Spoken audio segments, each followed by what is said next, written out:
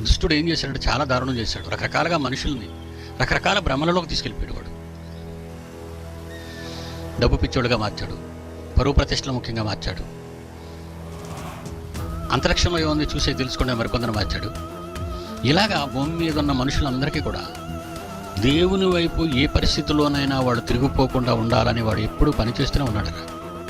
ఎందుకంటే ఒక సెల్ల పట్టుకున్న పిల్లవాడు మొదలుకొని వృద్ధుల వరకు కూడా సెల్ల విడిచిపెట్టాడు. అలా ఆ సెల్ల చూస్తూనే ఉంటారు.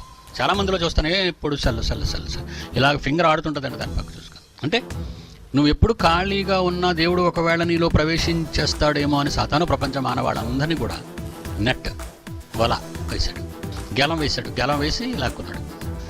విహారయాత్రలో మరికొంతమంది, దేశాలు తిరగడం మరికొంతమంది, పేరు ప్రఖ్యాతల కోసం ఆటల్లో పాల్గొన్నవారు మరికొంతమంది. ఎన్ని ఆటలండి బాబు, ఎన్ని ఆటలు! అసలు ఖాళీ లేదు. భూమి మీద మనిషికి ఖాళీ లేకుండా చేశాడు.